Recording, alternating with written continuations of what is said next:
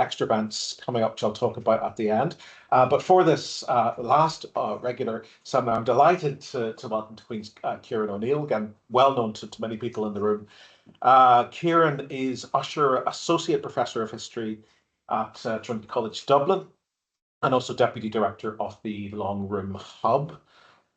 His research interests are in the social and cultural history of Ireland and the Empire, in education and elites, colonial legacies, modern literature and public history in the long 19th century. And he's led projects in these fields, including Seeing Ireland, Art, Culture and Power in Paris, 1922, and also a major project with Patrick Walsh on Trinity College Dublin's colonial legacies.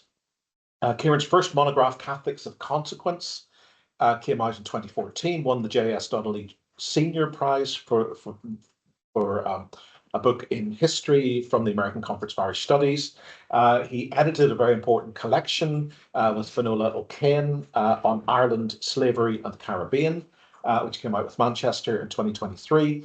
And today he's here to talk about his new book, or recent book, Power and Powerlessness in Union Ireland, Life in a Palliative State, which was published by Oxford in 2024. And Ciaran's going to talk to us about power and powerlessness in Union Ireland. So Ciaran, over to you. Great, thank you, Peter. That's great. Hello, everybody. Thanks for coming out. I'm delighted to be here. So at the beginning of the talk, I'm going to take maybe 10 minutes to explain the overarching argument of the book. The book came out just in late December, so it still feels new to me, and I've not done many of these talks, actually. The book title has 3 elements to it, and all of them represent a sort of a hopeful intervention in 19th century kind of Irish history and studies. And all of them are embedded in the title. So let's begin with the period, Union Ireland, right? So what I mean by Union Ireland is broadly the period 1801 to 1922 or so. It might seem really pedantic of me to try and invent a whole new term for that, and obnoxious, and I'm going to try and explain why I'm doing that. I've always been frustrated by the most commonly used phrases that are used in historiography to describe this exact period.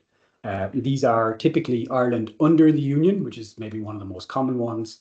Alternatively, people will talk about the British state in Ireland, which is another way of phrasing it. And some people get out of this paradigm by breaking up their surveys before and after the famine as a sort of a different marker and not talking about the Union at all.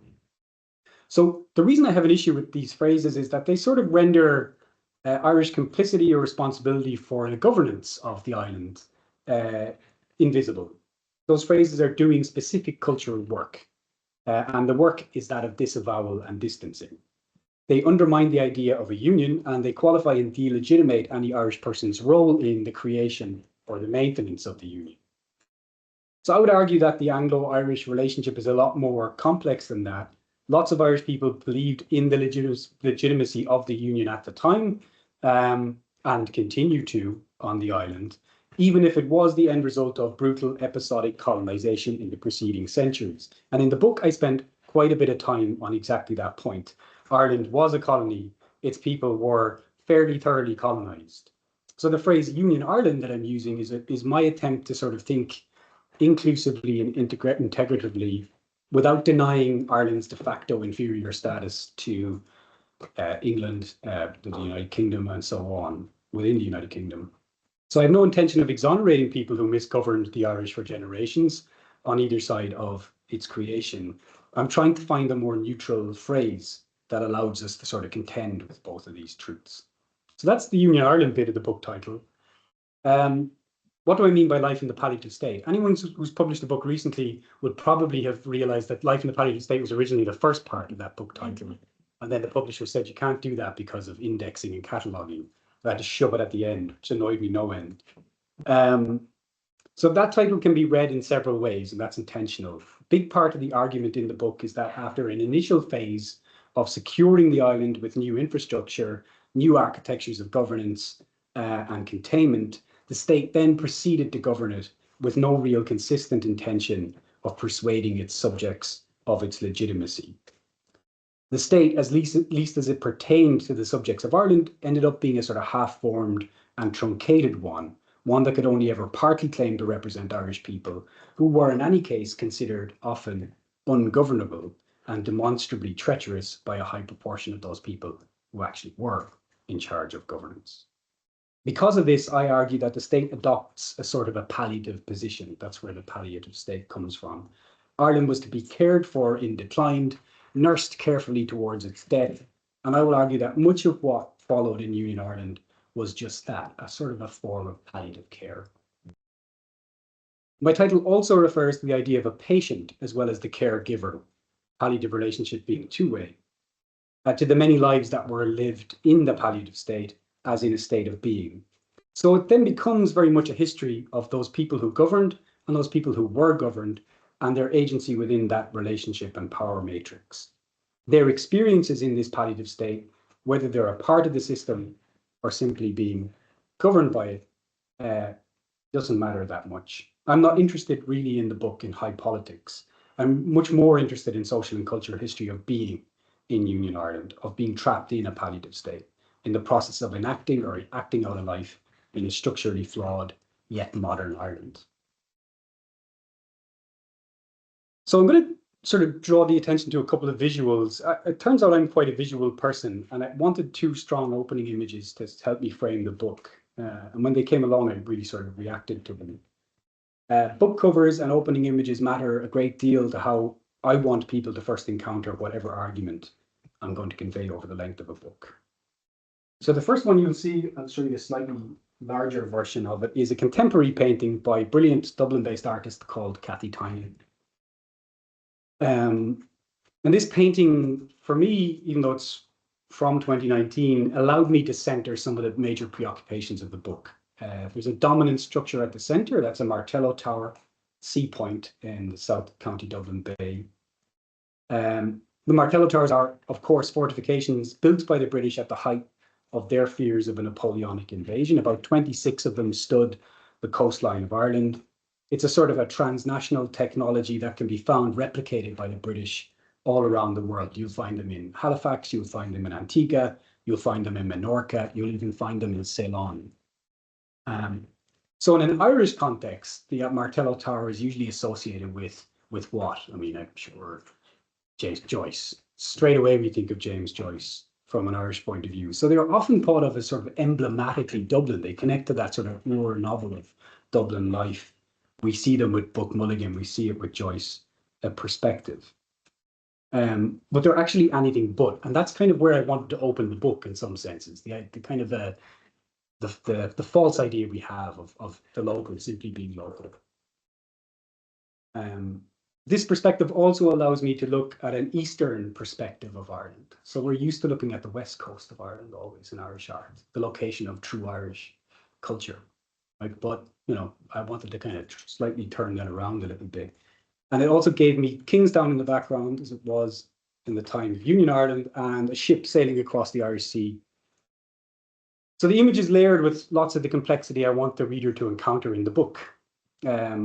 It's all here with us still in our present, the remnants of the security state, a transnational infrastructural power, and a pervasive coloniality embedded into the everyday fabric of our lives, a piece of security infrastructure we think of as uniquely ours, but isn't at all.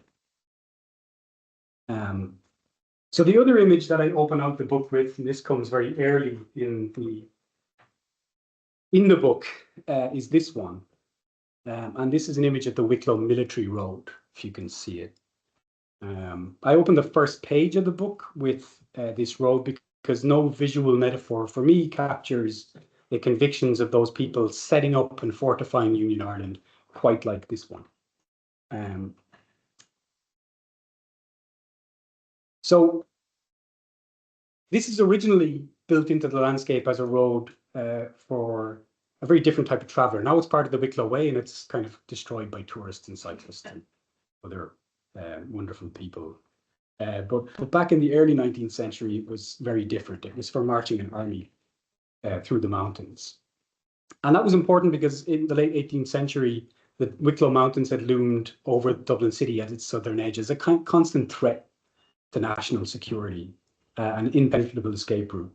The mountains constitute, from a military perspective, maybe the colony's greatest internal vulnerability. And everybody's aware of that post-1798. Long after the war had been lost, the embattled rebels south of the city continued to operate in this region. And by 1800, it was clear that if the state was ever to be defensible, the problem of the Wicklow Mountains would need to be solved. So in 1798, Ireland had finally proven itself treacherous to Britain in the modern era through large-scale insurrection and revolution. And the union that emerges from that debris was packaged as a solution to all of that. It was supposed to become a union of equals, and we all know that didn't ever happen. The road is shown here to us in this propagandic image as it's mid-construction, and it sort of belies any idea that Ireland was ever going to be cured, fixed, or meaningfully cared for. It was instead going to be forcibly contained, and the military road is just one of lots of measures taken to pacify it and civilize it. That civilizing aspect of the military road is really captured in this image by Thomas Sowtell Roberts. We can see in the foreground Lord Hardwicke wearing the blue coat, then Lord Lieutenant of Ireland, supervising the work of Irish soldiers who are sandblasting the military road in the foreground. The shaft of light at the center of the image illuminates a temporary military camp in Aurora, and that serves to show you the politics of the painter, as well as lending a sort of religious air to the composition, showing that this intervention was somehow predestined and authorized by God. The road would thus be sold to the gentry as a sort of public-private partnership. It would simultaneously civilize the Irish rebels and civilize the landscape, bringing prosperity to a place where there was once just wildness. It's no accident that we refer to Wicklow constantly as the Garden of Ireland. A garden, after all, is a wilderness tamed. So the book opens with those two images, and the intro quickly sets out a rationale for the chapters that succeeded. I don't have the book chapters, but I'll talk you through them. So the book is structured around 8 interlocking thematic chapters. They follow a loose chronology through the 19th century. It's not very exact. It was never intended to be. The first 3 chapters try to define the Irish state, which I found out is a lot harder than you might think, and some of you might sympathize with that. It took me 3 chapters to get my head around it. That takes us to about the 1830s, and we're mostly discussing infrastructure and governance through those first 3 chapters. This is the most technical aspect of the book, and it draws heavily from people like Annabel Keano, as well as work by Patrick Joyce, Chandra Mukherjee, Michael Mann. Chapter 4 argues for the futility of Irish facts, and here I draw on Mary Poovey, Edmund Burke, and other people who've worked particularly on the idea of an ethnographic state. It's a sort of an anti-public sphere chapter. I'm sort of arguing that the Irish public sphere exists in simulacrum, but doesn't actually produce policy effects because it's kind of a fake public sphere. It doesn't have anywhere to affect or lobby in the same ways you see in London. Chapter 5 is mostly about carceral cultures in Ireland. Here I draw on work by Laura Doan, Hannah Arendt, Foucault inevitably, and so on. Here I'm interested in the creation of productive prisoners and the racial typology of Irish prisoners and those who are being contained. Chapter 6 is about absenteeism in Ireland, and this was an interesting chapter to write for me.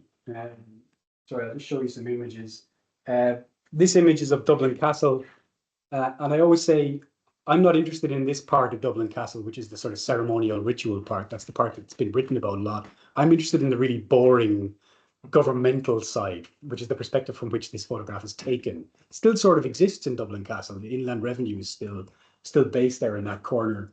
But I'm interested in that sort of architectures of power in that sense. I'm interested in those interior spaces also in those first 2 chapters. So here's an image of the private study of the Lord Lieutenant of Ireland. Again, it's not an image we're used to seeing. It's not an image we're used to confronting or thinking about all that much in Irish history. And in the infrastructural elements, I spent a lot of time thinking about barracks and towers and the importance of architecture. I always think it's a really interesting thing in Dublin, those of you who frequented, that it's very hard to see certain architectures of power. They're hidden, right? You don't see Dublin Castle. If you go to Edinburgh, you see the castle. You really can't get out of the way of it. Dublin, it's sort of cloaked in this, palatial way. It's backgrounded. So chapter 6 is about absenteeism. The reason I'm interested in absenteeism is less from an economic point of view. There's loads of work been done on absenteeism in Ireland, but it's all got to do with whether absenteeism affected the economic health of Ireland or not. So I wanted to look at it from a totally different point of view and ask, well, what did absenteeism do to Ireland in terms of history of experience, the sense of being a person in Ireland abandoned by a large segment of those people who are supposed to be your societal leaders in an elitist hierarchical society. So it was about finding a different angle. Chapter 7 and 8 are my personal favorite, actually, for different reasons. By the time we get to this point in the book, we're talking less about those who are in power and those who are affected by power and policy. That's the way the book is sort of structured. So chapter 7 takes Sarah Ahmed's brilliant work on the willful subject, and it applies that type of analysis, broadly speaking, to Irish people, considering the ways in which Irish people are constantly considered to have been ungovernable, too emotional, too untrustworthy by the people who govern them. Chapter 8, then, towards the end of the book, tries to reframe the Irish diaspora as a settler colonial diaspora. I'm going to return to that in my comments. In some respects, that's the most pugnacious chapter of all of them. So what I want to do with my time with you is just pull out two sections in the book. That's the sort of overview. And I want to do that to give you some sense of what it's trying to do. Throughout the book, I try to oscillate between local and particular, case studies in particular, lives, particular individuals, and then I try and zoom out to a sort of higher level to think about what this means about the Irish state, about the Irish diaspora. Those are sort of theoretically informed debates about the state, the diaspora, and so on. So today I'm going to focus on those high-level discussions as opposed to the micro-histories embedded in the book. And the first of those is taken from chapter 1. And I want to focus in particular on my usage of the theory of coloniality of power, how that refers to Union Ireland. So what I'm trying to do here is twofold. I'm trying to think about coloniality and legitimacy, and I want to get closer to defining what the Irish state was and how it was structured. So the approach mixes theory with very practical questions that have exercised many Irish historians, many of whom are even in the room with us today. It's long been my belief, and this is kind of my manifesto statement, that we have actually really inadequately theorized the Irish state in Irish historiography. That's for all sorts of reasons, but I would say a long preoccupation with popular politics as it plays out in London is one of the reasons why we tend to overlook the sort of more banal process-based elements of Irish governance. So I opened the chapter on coloniality of power with P.S. O'Hegarty's 1952 History of Ireland. O'Hegarty makes a distinction between what he calls, on one hand, the garrison nation and the underground nation. He's especially interested in Ireland during what he calls the last phase of her captivity, the Union, and his distinction rests on the assumption that official Ireland, this is important in my argument, is a false construction. It's a fake kingdom that turns into a fake state. It's illegitimate. A Norman-era kingdom is superimposed onto a historic kingdom and maintained by force. That's how he puts it. It was the false kingdom, Hegarty argued, that was united with Britain in 1801, and the garrison that sustains it. And those are both just obviously illegitimate. Lacking national roots, he frames it as artificial, and so the House of Parliament, the laws, the charters, the offices of state that make up this false kingdom merely masqueraded as Ireland, but were nothing more than a paper creation. Beneath it was a nation and a people driven underground. They would emerge triumphant and unbroken, and things would be different. There are lots of different versions of this in Irish historiography, connecting, of course, to most obviously to the concept of a hidden Ireland, the existence of a Fir Gael, an allegiant waiting, and so on, bringing a Gaelic future to the fore. So it poses a useful question for me to set O'Hegarty up as a sort of a straw man. And the question is, was the state that governs Ireland illegitimate or not? That's the question he's really asking us. So the idea that power is illegitimate in Union Ireland to some degree depends on how we answer some key questions. How legitimately was power held beforehand, before Union Ireland? How consistently were laws enforced in Ireland? What was the chain of command in crisis and peacetime? What does that tell us? Were Irish subjects treated differently from Scottish, Welsh, or English peers?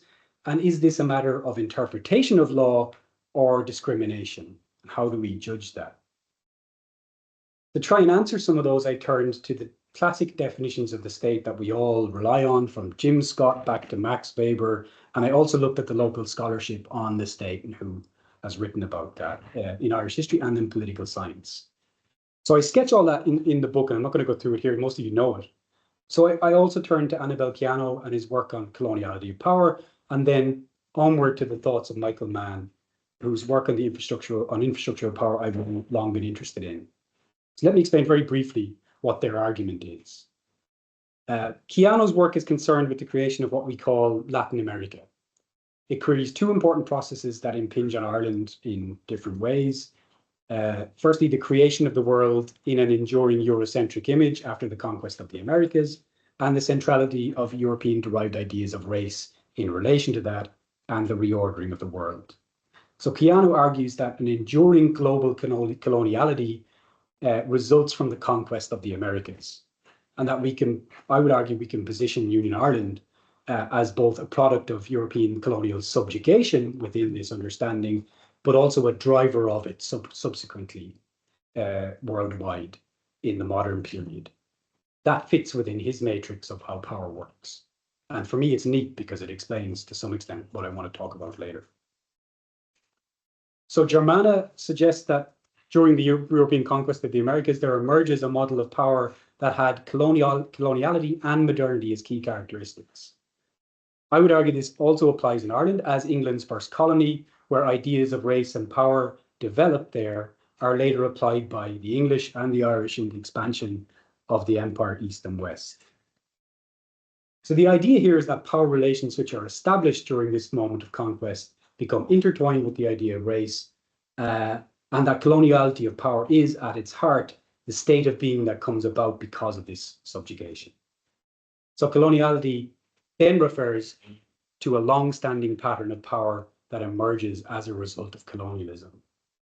That to define culture, labor, racial, and ethnic relations and the production knowledge all come under this ambit, well beyond the strict limits of colonial administration. I like this as a starting point for understanding power in Union Ireland. It's kind of crucial to my argument.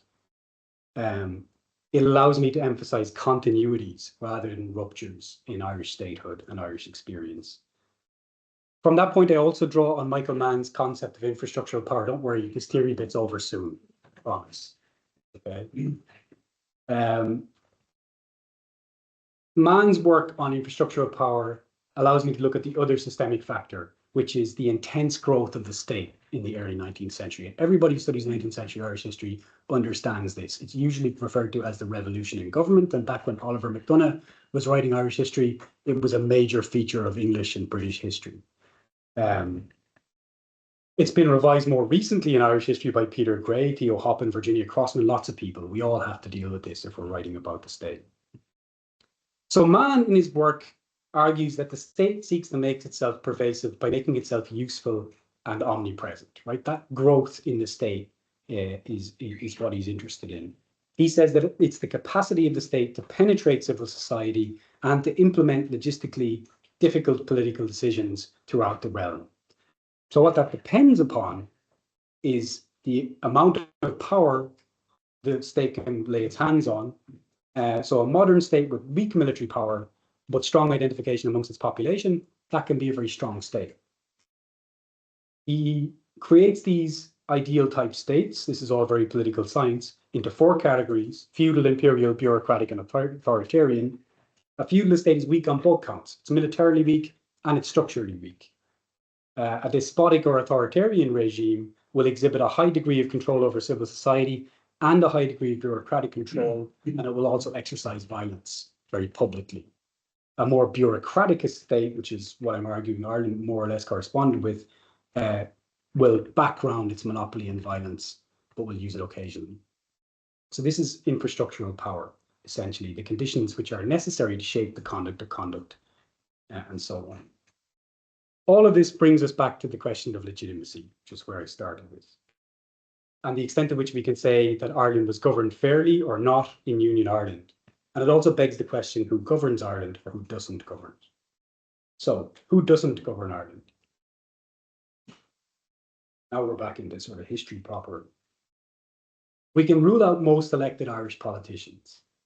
At no point, remarkably enough, was the practical government of Ireland in the hands of a group of elected Irish men. And of course, it was Irish men always during my period, not Irish women, who were all absolutely excluded from it.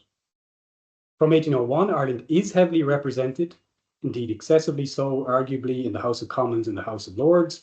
The issue was not therefore a question of representation or access to Parliament, but rather access to high office. Office of State, Cabinet, or executive power broadly defined was out of reach for a majority of Irish people, regardless of their religious orientation. If the logical outcome of such a line of thought suggests that power is exercised in an undemocratic manner, it may be argued that to recognise Ireland was a separate entity from Great Britain, which of course, after 1801 was no longer the case. Ireland had begun, as others have begun to show, a sort of post-colonial journey from 1801 onwards, and we can talk about that a bit later if we want, when Ireland becomes post-colonial, if it has in fact become post-colonial yet.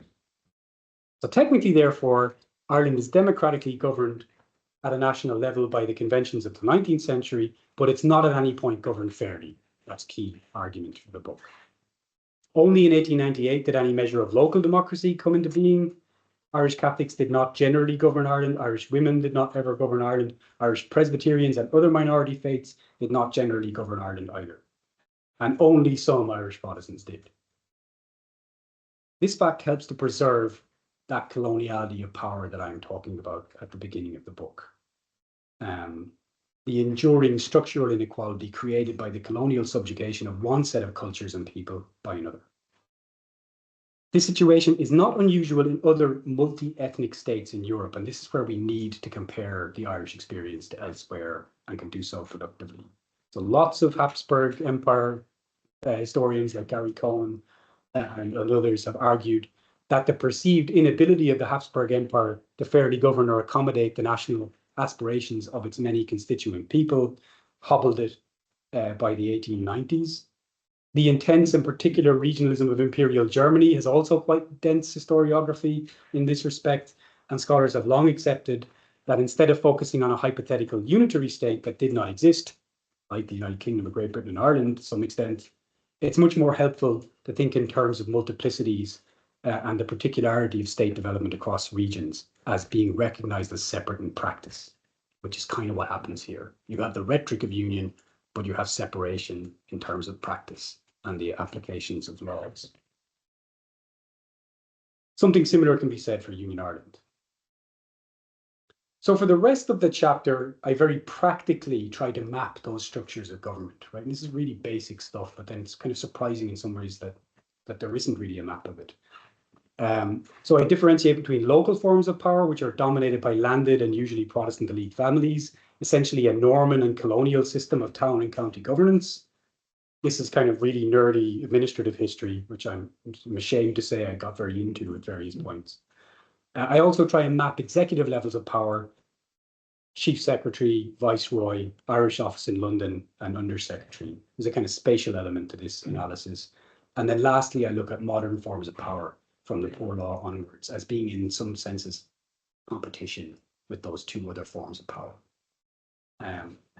All that's a little technical, to be honest, and I don't want to take up the rest of this talk going through it. I want instead to sort of switch to the end of the book and think about that chapter on the Irish diaspora, partly because of who's in the room. So these are some more images. I always say it's really easy to map the power structure in Ireland because we have Tom's directory, which gives you like an exact map of everybody who's in charge of stuff. It's amazing. Get to that in a moment. Right, the Irish diaspora.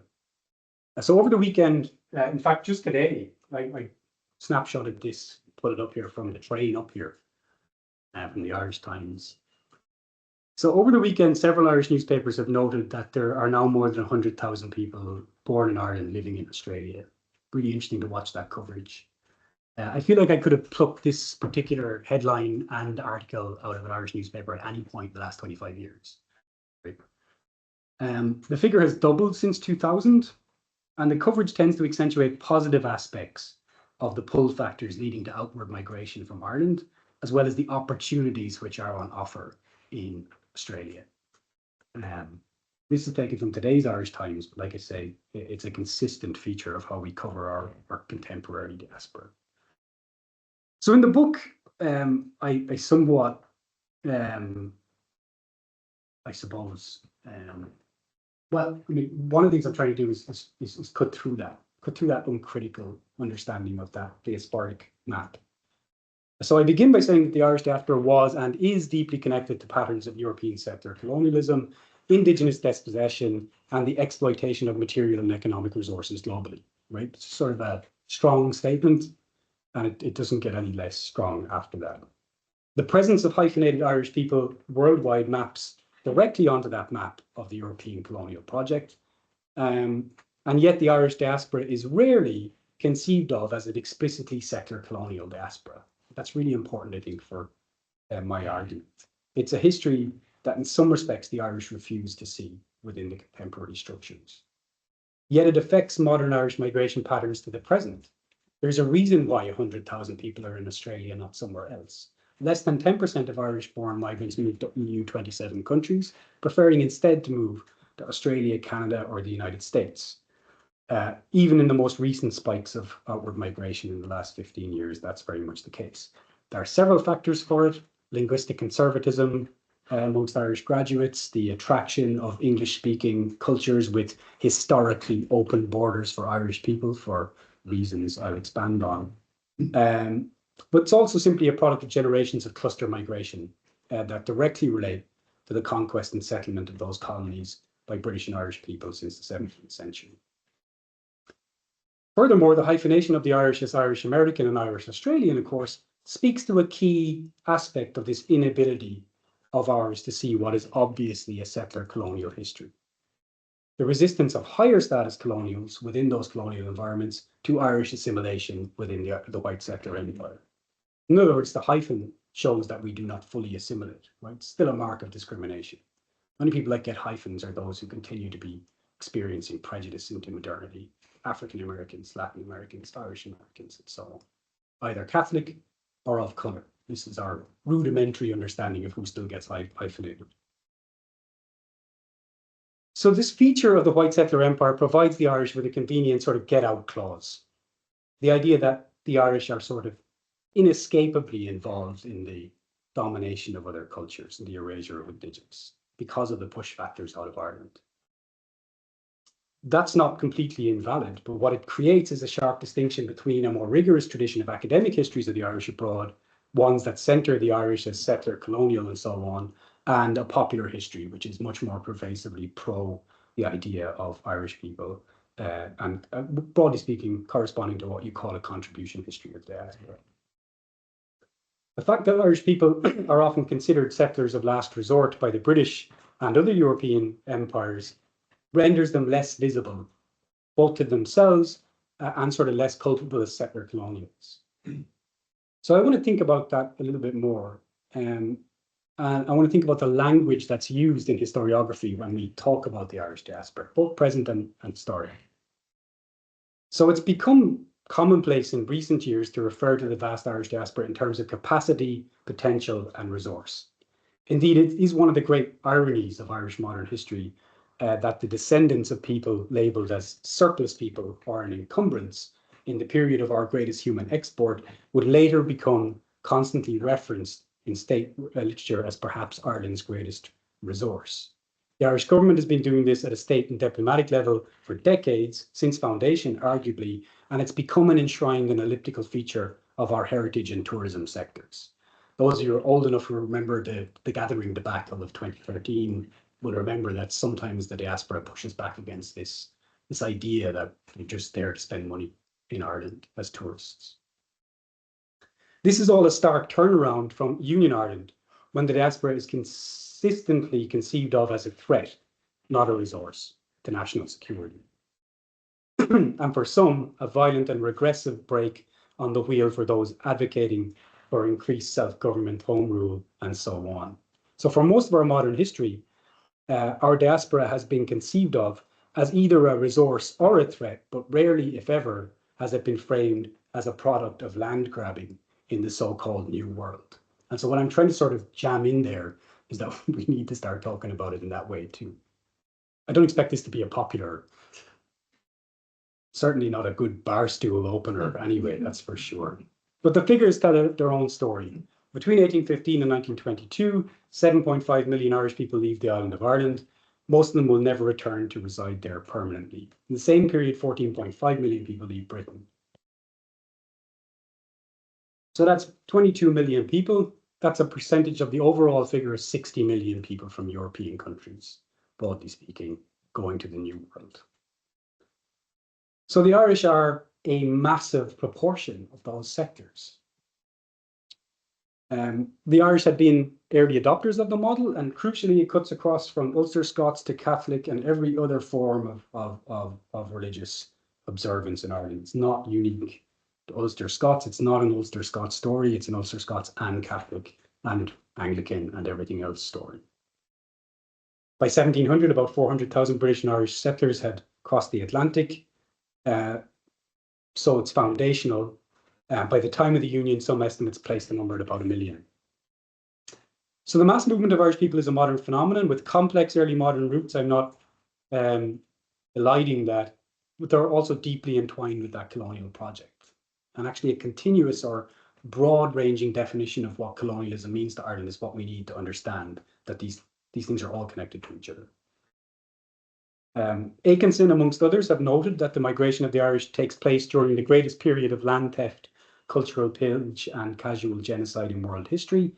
And indeed, the Irish settlers, in particularly North America, particularly in Australia, but elsewhere as well, are at the forefront, the frontier of that process. Absolutely, right into the early 20th century. So they may have had to work harder for their security and upward social mobility than other white populations, but the opportunity is there for them to do so. This was not the case for the Indigenous people that they so casually displaced. And it raises a simple question. Should the relative poverty of Irish settlers in the New World exonerate them from their contribution to settler colonialism? And what place do we think of settler colonial studies has within the next phase of modern Irish histories of the diaspora? So just two short kind of moments to show how this worked in practice. We can look, for example, at Benjamin Franklin in 1750 in his pamphlet Observations on the Peopling of Counties. Franklin notes that there's a wide availability of plots of about 100 acres, representing a serious opportunity for young labourers, whether they're Irish or otherwise. And this is his quote: multitudes of poor people from England, Ireland, Scotland, and Germany, end quote, have become wealthy by these means, who otherwise could never have emerged from the poor condition in which they were born. It's very obvious setting up of the idea of opportunity. Franklin's writing in 1750, but the pattern he observes remains valid to different constituencies of Irish people a century later as the frontier continually expands. So here's another quote, this time from The Nation. A 4,000-word letter published in October 1850. And this is kind of Sean's, your period of Duffy and onwards, the sort of Young Ireland project. So a 4,000-word letter published by Charles Corkery in Dubuque, Iowa, outlines information for any prospective Irish settler, what they might need materially if inclined to move to Iowa, Indiana, or Utah. So that the letter gives right down to the prices realized on a bushel of wheat and the cost of purchasing land cleared of Indians in all of these new territories. Again, advertised directly at mostly Irish Catholic leadership, not only. The author notes that in Utah, property deserted in the California gold rush is now available for half price. And he finishes with the quote, "The world does not present a more favorable opportunity for colonizing the Irish than is now offered at this point. There is room enough for all of Ireland on both sides of the Missouri River." Again, here's your sort of manual, here's your golden ticket to the colonial wealth. Same thing's happening in the 1870s in Victoria, in Australia, Irish labourers moving on to large plots of land. And again, this is land hunger meets land availability at the cost of. And this is the sort of formula that I think we haven't reckoned with yet. So even while the spoils of empire are being advertised to Irish people in popular culture, Irish migrants were instead being presented to themselves as sea-divided Gaels or Celts. The Irish are thus presented as uniquely victimised, a reluctant core of great European migrations to North America and elsewhere, and of course Catholic and poor by default in this period. Work on Presbyterian Ulster Scots diasporas by people like Ben Bankhurst and Patrick Griffin have helped to correct this imbalance, as has work by Kirby Miller and others, of course. But a sense of the imperial or settler colonial diaspora is still profoundly weak in Irish historiography, despite the fact that the migratory map so obviously conforms to the settler empire. So where the scholarship is at its most strongest, I would say, is probably in the astonishing array of studies of the Irish in X place. These are studies that multiply from the 1980s through to the 1990s, and they follow an important but largely hagiographical contribution histories period of the mid-20th century. This has been succeeded by a more sophisticated regional comparative and cross-diaspora approach in recent years. So work by Sophie, William Jenkins, Bromwell, Walter, Malcolm Calvin. There's lots of work happening, I would say.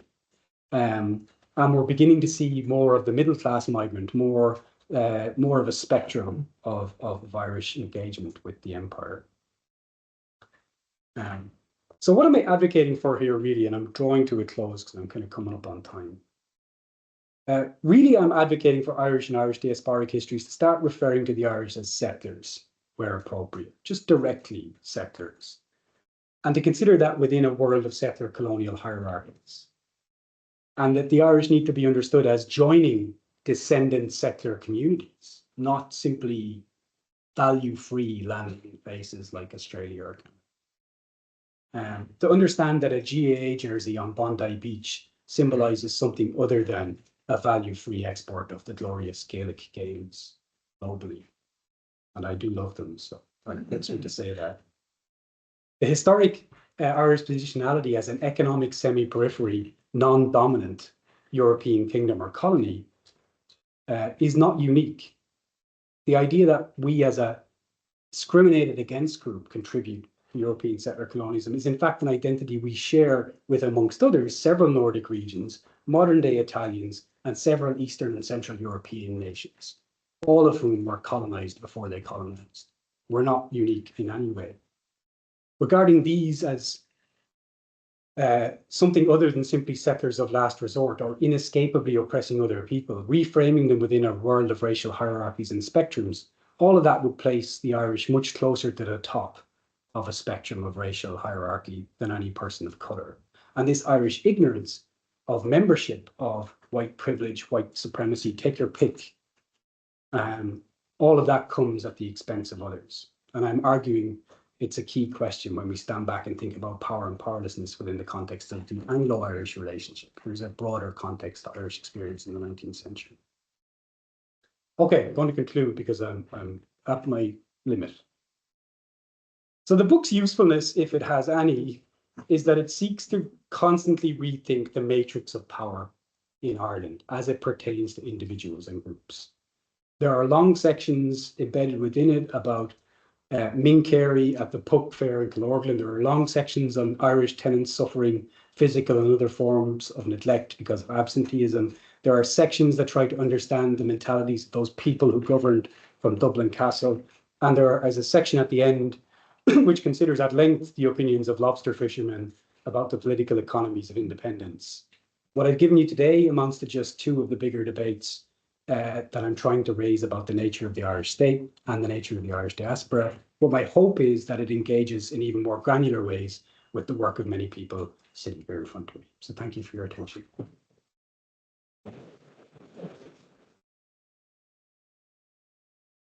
Ciaran, thank you so much for giving us a real sense of the richness and the sheer range of what you're doing in power and powerlessness in Union Island. Should be lots of questions.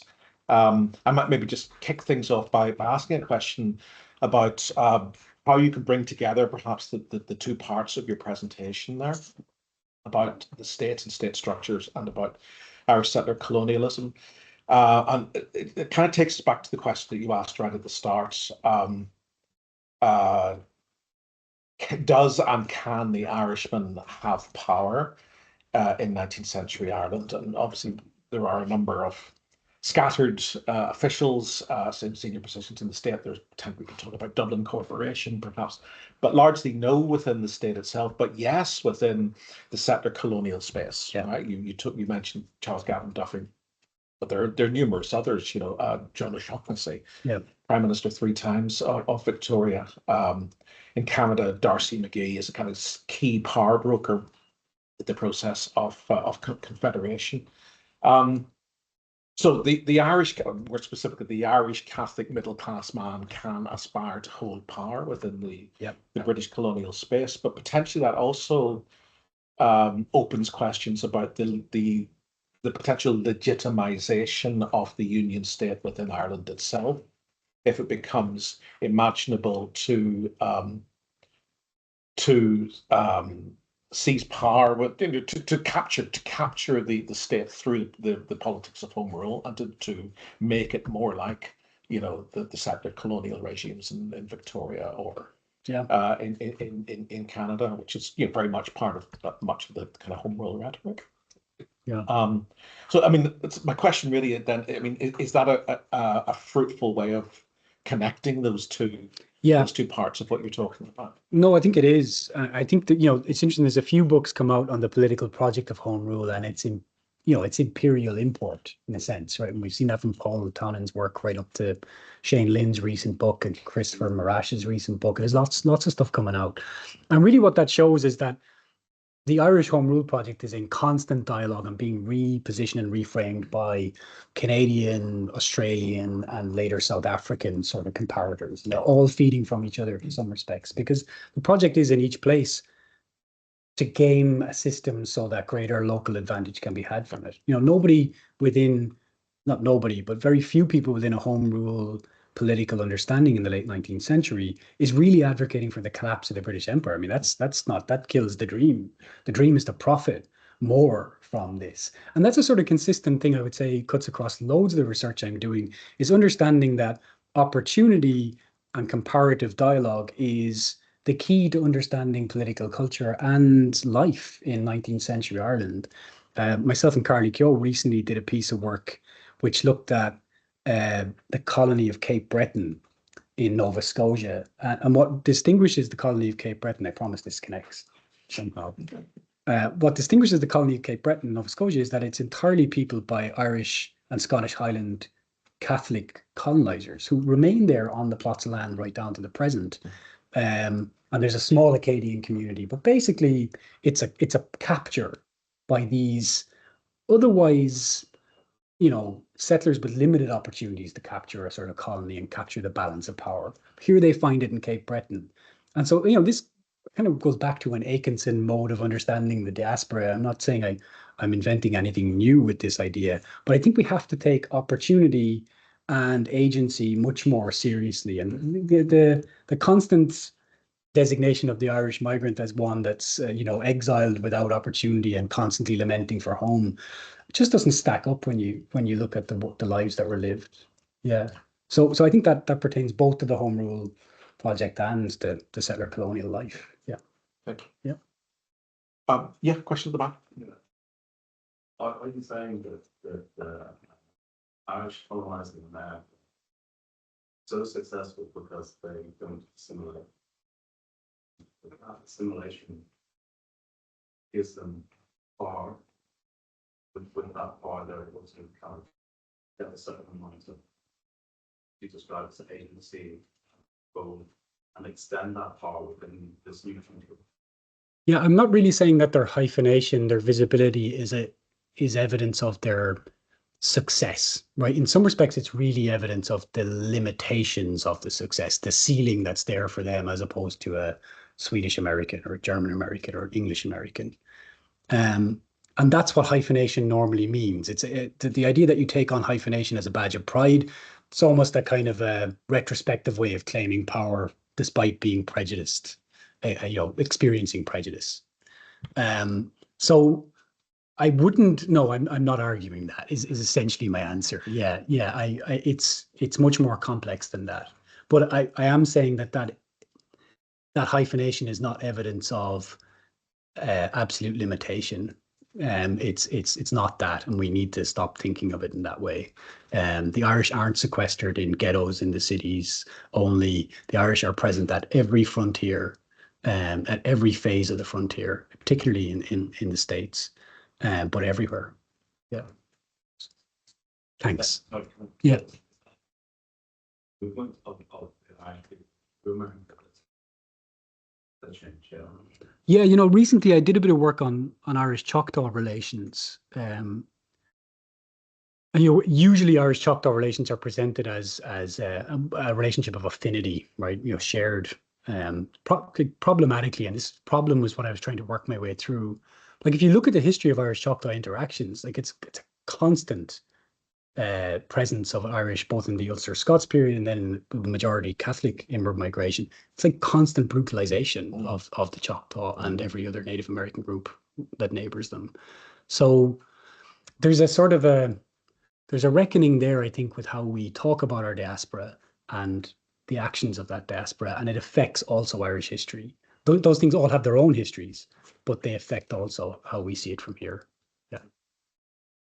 Oh. Yeah, I have a question for Ciaran, but first, just a small addendum to what Peter said. We're talking about Irishmen achieving impact. You might want to think about Ciaran MacDonald, who is a major player in India and then back in the Middle East. Yeah. I think the point is not an elected representative, and he's always an exception. But my question was this: it was a really impressive, attempt to, as you said, to theorize, to create a theoretical model of how does the Irish state work.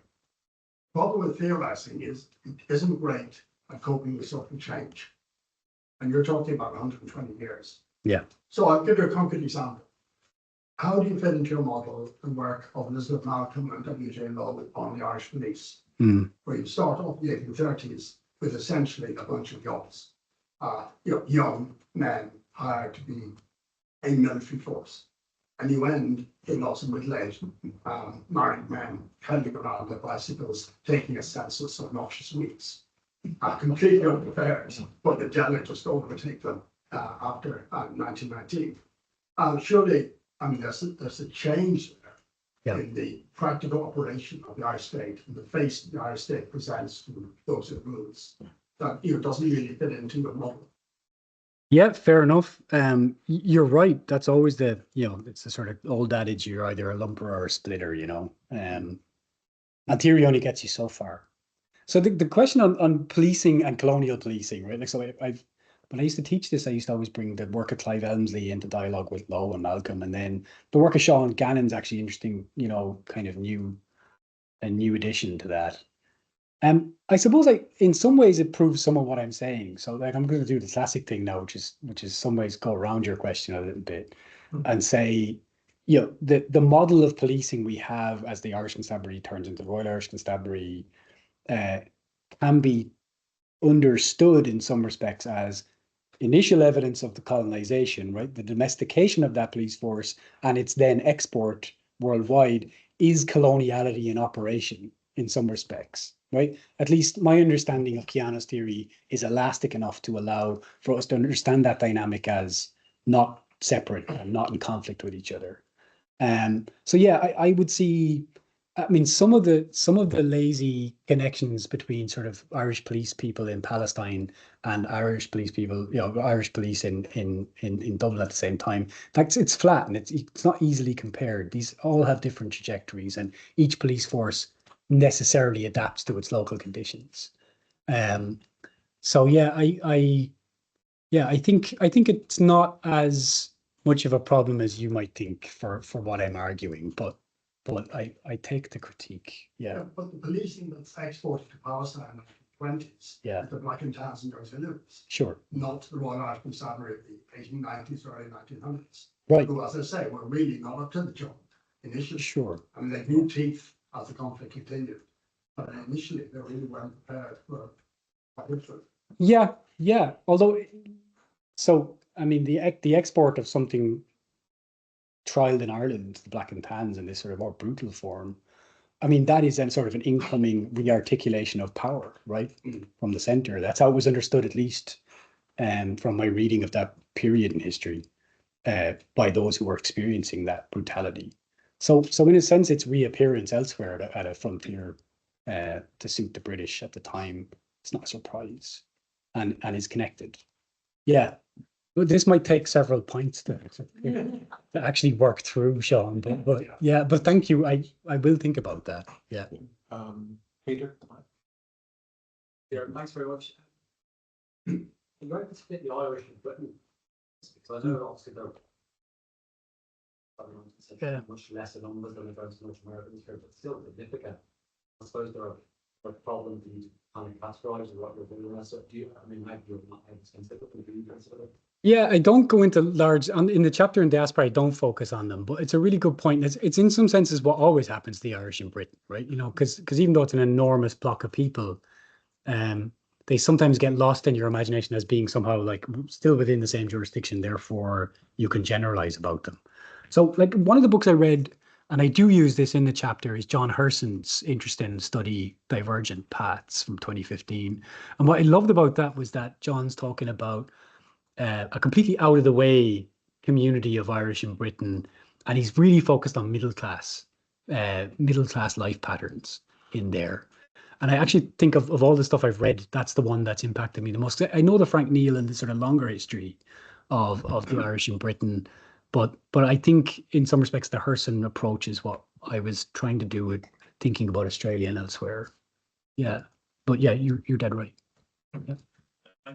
That's an excellent talk. I was just curious, to what degree do you think religion could potentially play a role in Ireland in this stage of the British? Because obviously you talk about Protestants and Catholics, but I wonder, so my research is in missionary work, so I'm curious, do you think the self-constructed Irish ideal of an island of saints and scholars could provide a justification or a motivation, or whatever you might call it, for female and male Irish missionaries to go throughout the frontiers of empire, even going beyond the frontiers of empire, and using that as a way to sort of further that frontier, if that makes sense? Oh yeah, like so doing the work of kind of like global Catholicism while also, yeah, no, I think so. You know, it's early in my career, I did quite a bit on missionary culture, places like West Africa and elsewhere. So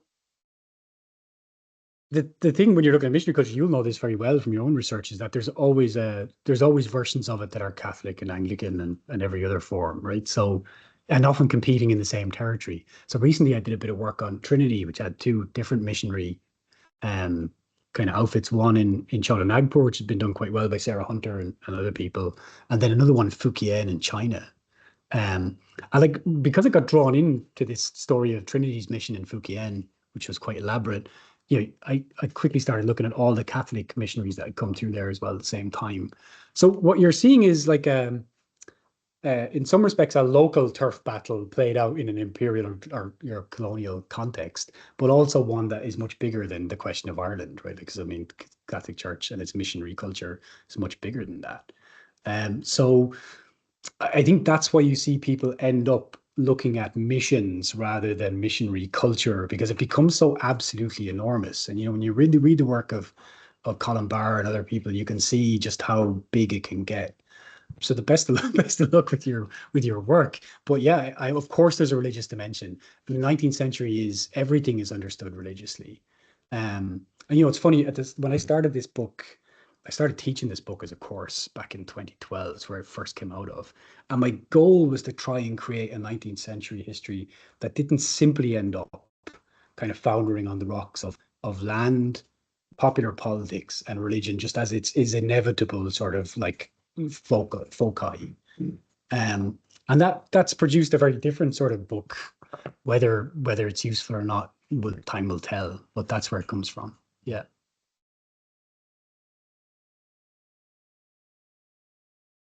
Any questions online? Not so far. Any other questions? Anyone? Sophie? Yes.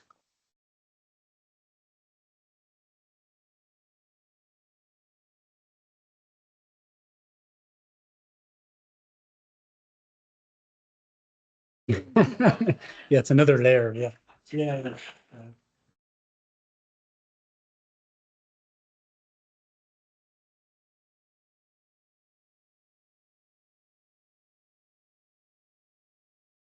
Yeah. Yeah. Used charity as a way to kind of charity, and that there was kind of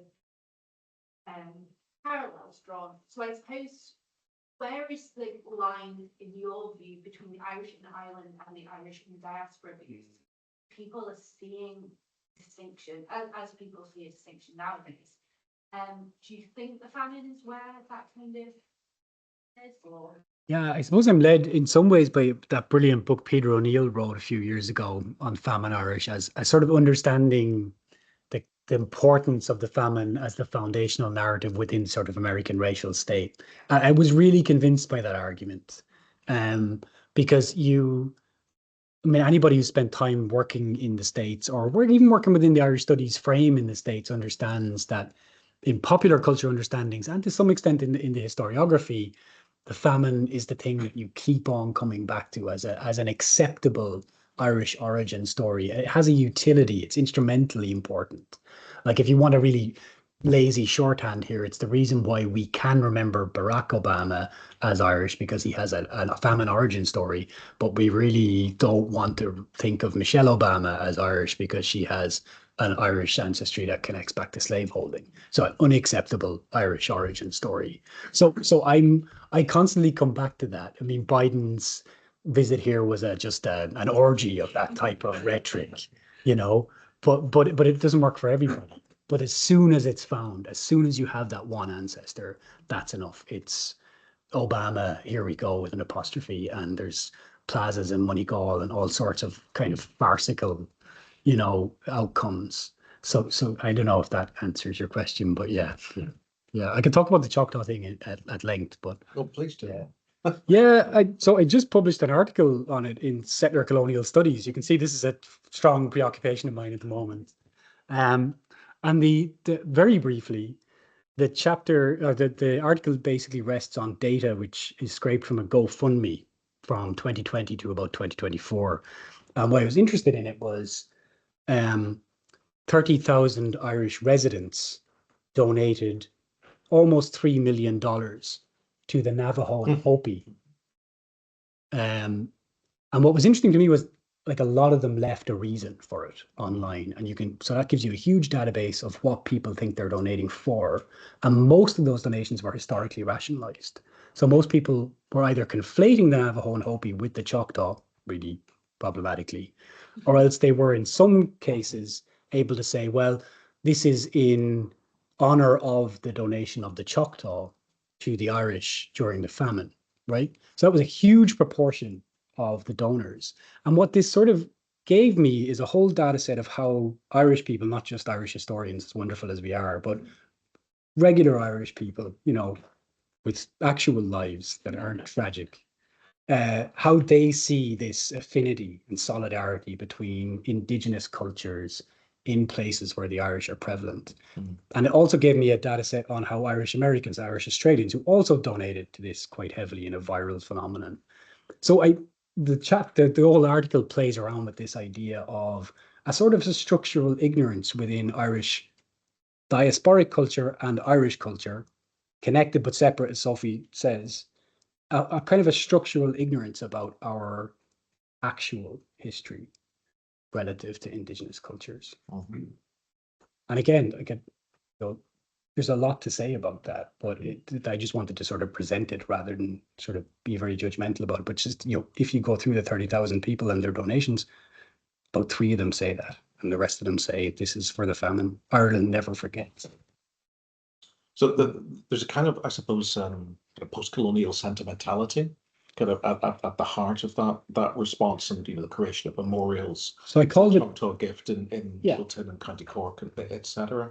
But what it leaves out is the power dynamics of, say, the relationship between the Choctaw Nation and the Indian agent, who's a man called Armstrong at the time, who's that's not a relationship without power.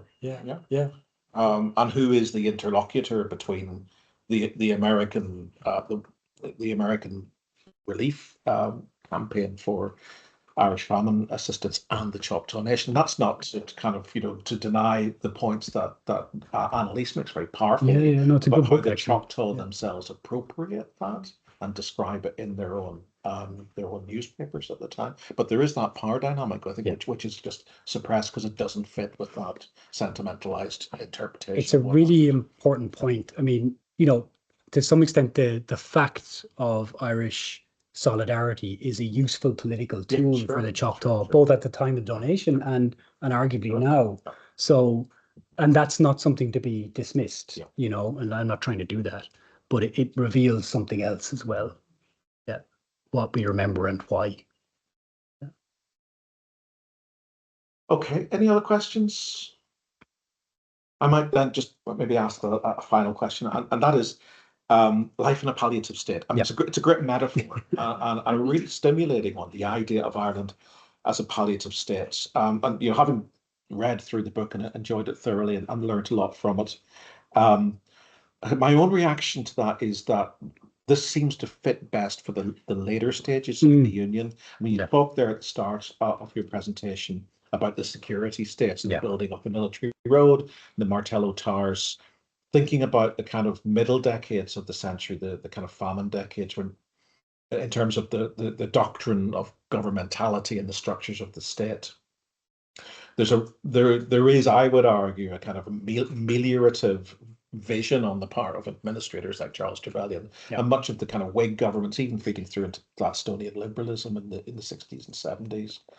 Which isn't so much palliative, but is still adhering to an idea that the Union can transform Ireland, and also the Union can be legitimised. But there seems to be a point when you move into a very different governing doctrine, with killing home rule with kindness kind of era, constructive unionism. Post 1886 the kind of turning point there, do you think? I think it is. It's hard to precisely date things, and things go in cycles as well. So there's a reaction and overreaction. After a period of neglect, then there's sometimes a kind of a sticking plaster, energy to government trying to do something about Ireland. So it's when Ireland raises its head as a problem at the centre of power, then we sometimes see energy and then lapse again. So it's not neat. As Sean points out, not every theory works all the way through. Like one of the arguments I'm trying to make in the book is that what I'm arguing really maps quite well onto Theo Hoppen's 2016 book, Governing Hibernia, and Hoppen sort of sees a drop off, in advance of the famine and after, where the government stops functioning as if it's going to be able to build an equivalent, relationship with Ireland as it has closer to the centre of power. And to some extent, that's also true in Scotland and Wales. Like so these things they're all connected to each other. But the second half of the 19th century, I really see it as just keeping Ireland alive enough not to be a massive pain all the time, but not really engaging in the same spirit as the 1820s, 1830s, and even early 1840s, where you see huge infrastructural kind of investments, both from Irish people and Irish ratepayers and from this political centre. So, I mean, Hoppen argues that I felt safe sort of following him with that. And the metaphor of palliation is, yes, a device that allows me to sort of show the decline of active engagement from the centre. And that's really why I used it. Yeah. Okay, Ciaran, thank you so much. Have you got any last questions? Any online? Rebecca? No, Rebecca Grafton-Cray says, thank you, Peter, for raising the palliative question. I was trying and failing to frame concise when I was in Great, thank you. Yeah. So I think I think this is a tremendous book. I've said before, I've thoroughly enjoyed reading it. Strongly recommend it. Lots to argue about in it. Lots to kind of engage with. Everyone will come to a different conclusion about the arguments that Ciaran is making in it, but I think it's a really important contribution to the debates about the nature of power in 19th century Ireland. Strongly recommend buying a copy, which it's available in paperback, Ciaran? Not yet. So strongly recommend ordering one for your local library. It's about 120 quid, so don't feel obliged. Yeah. Okay, so maybe we just finish by thanking Ciaran for coming and giving. Thank you.